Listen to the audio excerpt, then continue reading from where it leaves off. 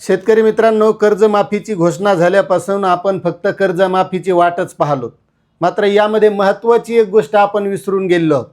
घोषणा झाल्याच्या नंतर या कर्जमाफीसाठी एक समिती नेमली की नेमकं कोणते शेतकरी यामध्ये बसवायचे, कोणत्या शेतकऱ्यांना कर्जमाफी द्यायची, कधीपासूनचं कर्ज माफ करायचं, कधीपर्यंत करायचं, ह्या सगळ्या गोष्टी आपण ऐकत बसलो.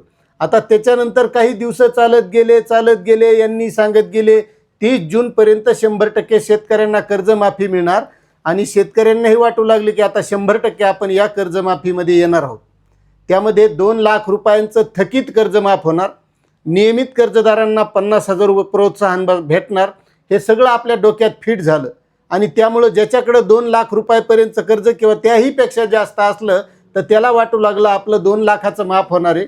आणि जो शेतकरी दरवर्षी रिन्युअल करतो, दरवर्षी कर्ज भरतो, त्यालाही वाटलं आपल्याला आता 50,000 रुपये मिळणार आहे. मात्र त्याचीही अपेक्षा होती आपल्याला सुद्धा वाढून भेटायला पाहिजे होतं, नाहीतर आपण भरलं नसतं तर आपलाही फायदा झाला असता, आपल्याला 2 लाख रुपयापर्यंत कर्ज माफ झालं असतं.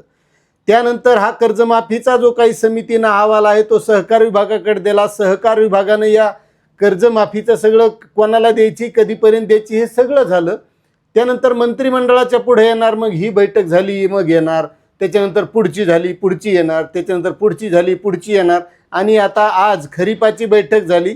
खरीपाच्या बैठकीमध्ये हा अहवाल येईन असंही वाटलं होतं, मात्र तरी पण आला नाही. मात्र यामध्ये जो काही महत्त्वाचा शेतकरी जो शब्द विसरलेले आहेत तो शब्द फार महत्त्वाचा आहे.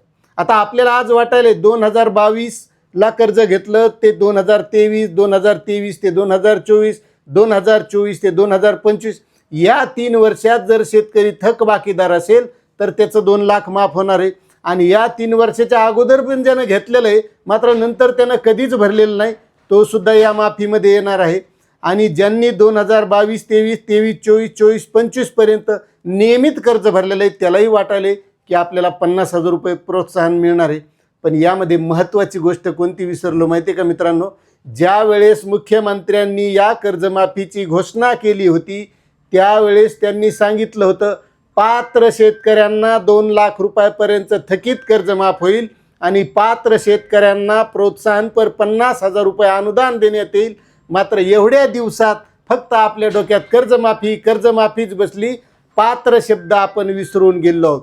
त्यामुळे ज्या वेळेस या कर्जमाफीचा सविस्तर निर्णय होईल, कोण पात्र असणार आहे त्याच वेळेस फक्त आपल्याला कळणार आहे. त्यामुळे निव्वळ अपेक्षा सोडून द्या. धन्यवाद.